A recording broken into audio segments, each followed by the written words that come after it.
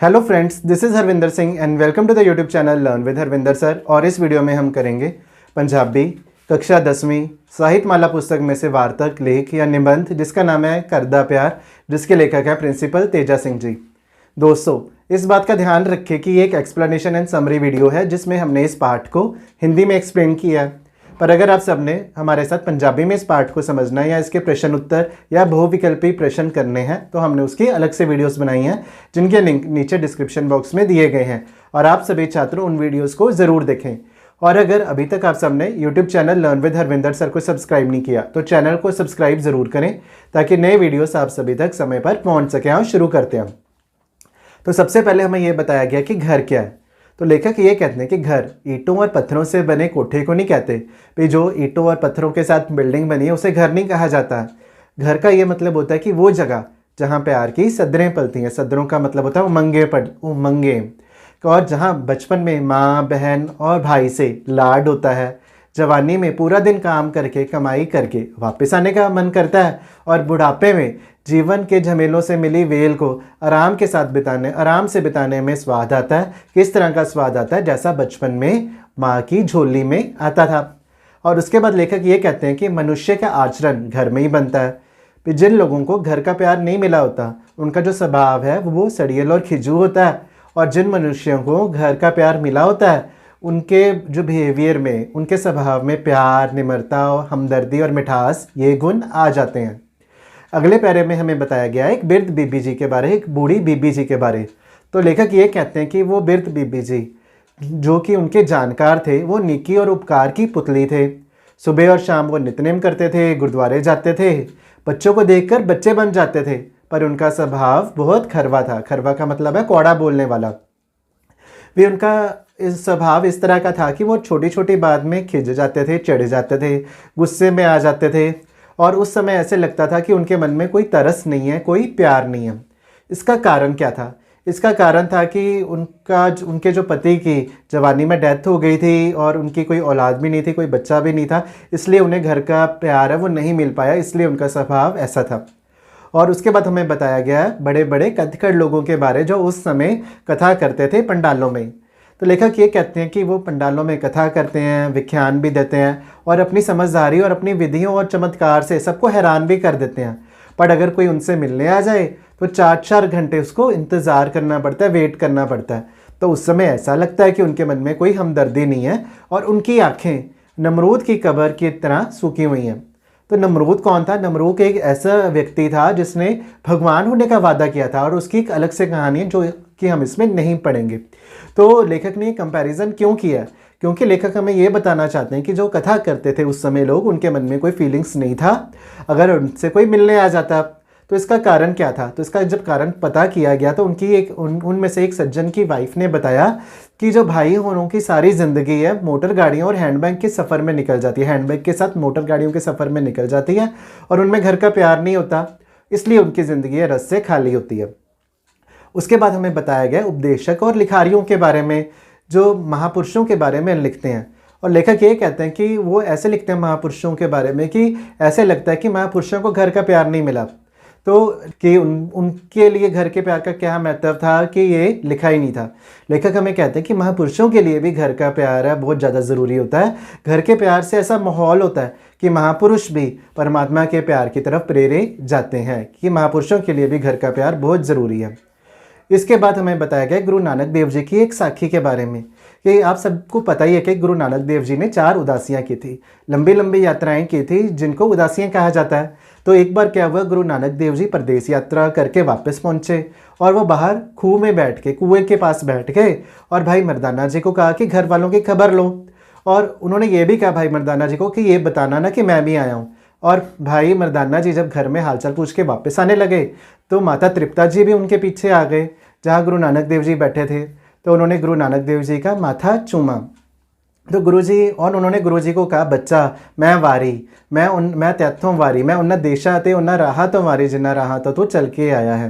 तो लेखक ये कहते हैं अगर कोई सूखा फिलोसफर होता तो ये कहता कि अन्ना तिला विच तेल नहीं, तू माया का रूप धार के मैनू भरमाउण आई है। पर गुरु जी ने क्या किया? गुरुजी माता जी के चरणों में गिरे और उसके बाद लेखक कहते हैं कि वो जो गुरु नानक देव जी के आंसू थे वो 1000 ज्ञान त्यान का निचोड़ थे। तो इससे हमें आप पता लगता है कि गुरु नानक देव जी के मन में भी घर का कितना प्यार था। इसके बाद हमें ये बताया गया कि गुरु नानक देव जी की ज़िंदगी में घर के प्यार का बहुत महत्व था। उनकी बहन बेबे नानकी का भी बहुत महत्व था। तो बेबे नानकी जी गुरु नानक देव जी को बचपन में अपनी गोदी में बिठाते थे और उन्होंने अपने पिता की डांट और मार से भी बचाया। तो उन्होंने सच्चा खरा सौदा करने के लिए गुरु नानक देव जी का उत्साह बढ़ाया। बाद में हमें मोहम्मद साहब के बारे में बताया गया कि उनकी पत्नी खदीजा बेगम का उनकी लाइफ में बहुत इफ़ेक्ट था। उन्होंने बेबी खदीजा ने उनके जीवन आदर्श को सबसे पहले समझा और उनका हौसला बढ़ाया। तो क्या होता है कि जब हज़रत मोहम्मद जी को बाणी उतरती थी तो वो इतने ज़्यादा थक जाते थे और उनको असली हालत में लाने वाली उनकी बीवी खदीजा ही थी। वो उनका सर अपने पट्टों में रख के, अपने पट पे रख के उनकी जो थकान है वो दूर कर देती थी। तो बाद में हमें बताया गया है कार्लाइल के बारे, जिसने चुप और शांति के बारे बहुत कुछ लिखा है, पर उसका जो अपनी पत्नी के साथ बिहेव था वो बहुत बुरा था। वो अपने कमरे में पढ़ता रहता था, लिखता रहता था चुप के बारे, और उसकी पत्नी है जो बाहर आता था उसको आए गए को तरांदी रहती थी, डराती रहती थी। तो और कभी कभी अगर वो हौसला करके दरवाज़ा खोल के कार्लाइल के कमरे में चली जाती थी तो कार्लाइल डरा के उसको वापस भेज देता था, बाहर भेज देता था। तो कार्लाइल के इस बिहेवियर का कारण था कि उसका वो है खिजू और सड़ियल मनुष्य था जो अपनी पत्नी को प्यार नहीं करता था। उसके बाद हमें बताया गया कि घर के प्यार से ही समाज और देश का प्यार पैदा होता है। जो मनुष्य अपने घर में अपनी पत्नी बच्चे के को प्यार नहीं करता उसमें समाज और देश का प्यार भी पैदा नहीं होता। उसके बाद हमें बताया गया कि सदाचारी जीवन का असर को आज ना जानते हुए आज के लोग उनके साथ समय ना बिता के अपने घर के लोगों के साथ क्लबों और होटल में जो रहना वो पसंद कर रहे हैं। तो घरों में समय बिताने के बदले वो होटल और क्लबों में समय बिता रहे हैं। इसका क्या रिज़ल्ट है? इसका ये रिज़ल्ट है कि घर की जिम्मेवारी, बिरादरी वाली शराफत, मिठास, निम्रता के गुण आजकल कम हो गए हैं और ये जो गुण है घर के आचरण से ही बनते हैं। इसके बाद विद्यार्थियों के बारे में बताया गया, स्पेशली बॉयज़ के बारे में, कि आजकल के जो बॉयज़ हैं वो बोर्डिंग में रहते हैं तो इसलिए उनमें लज्जा, हमदर्दी, बिरादरी का सम्मान ऐसे गुण नहीं है। तो मान लो कि अगर किसी की चाची मर गई तो और जो मुंडा है, जो लड़का है वो बोर्डिंग में पढ़ता है तो वो अपने चाचा के पास जाता है तो उसको परछाउनी देनी भी नहीं आती, उसको अफसोस करना भी नहीं आता। उसकी माँ को बताना पड़ता है कि जो काका है वो अफसोस करने आया है। इसके बाद हमें ये बताया गया है कि धार्मिक रुचियों के बारे में, कि धार्मिक रुचियों को बलवान बनाने में घर के प्यार का बहुत महत्व है और धार्मिक जीवन की जो नींव है वो घर की रहनी महनी में ही रखी जा सकती है। और धार्मिक रुचि केवल उस आदमी के अंदर ही पैदा हो सकती है जो घर वालों के साथ रल के धार्मिक संस्कार करता है, भगवान को याद करता है। पर आजकल के लोग क्या समझते हैं? आजकल के लोग समझते हैं धर्म कर्म की कमाई को, कि बस किसी दिन दिहाड़ में दीवान में किसी हाजिरी लगा के अरदास और पाठ सुन लें। तो आजकल है कि घर में बच्चों के साथ बैठना, अपनी वाइफ के साथ बैठ के पाठ करना, अरदास करना, ये बहुत कम हो गया। और फिर लेखक अपने बचपन के बारे में बताते हैं कि जब वो रावलपिंडी में पढ़ते थे और हर हफ्ते एतवार काटने संडे को अपने पिंड जाते थे, अपने गांव जाते थे और लेखक को अपने पिंड से बहुत प्यार था और वो चीड़पना तो लग के त्रिपिया के पास जाते थे। तो मीन्स कि इन जगहों पे जाते थे तो एक टिब्बे के पास जो सैंडी हिल होता है, मिट्टी का पहाड़ होता है, उसके पास खड़े होके अपने पिंड को बार बार देखते थे क्योंकि उनको अपना गाँव है बहुत प्यारा था।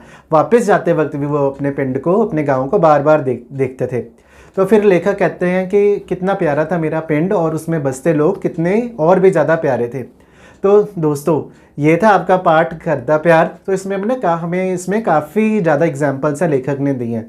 सबसे पहले तो हमें ये बताया कि घर क्या है, उसके बाद हमें एक बिरध बीबी जी की कहानी बताई गई है, इसके बाद कथकड़ लोगों के बारे में बताया गया, उसके बाद हमें ये बताया गया कि उपदेशक और लिखारियों के बारे में कि उन्होंने गुरु जी के बारे में, महापुरुषों के बारे में ज़्यादा नहीं लिखा। उसके बाद हमें महापुरुषों के जीवन में घर के प्यार के महत्व को बताया गया है। उसके बाद हमें गुरु नानक देव जी की साखी सुनाई गई है और बाद में हज़रत मोहम्मद साहब के बारे में बताया गया है। कार्लाइल के बारे में बताया गया कि जिसने चुप के बारे में बहुत कुछ लिखा।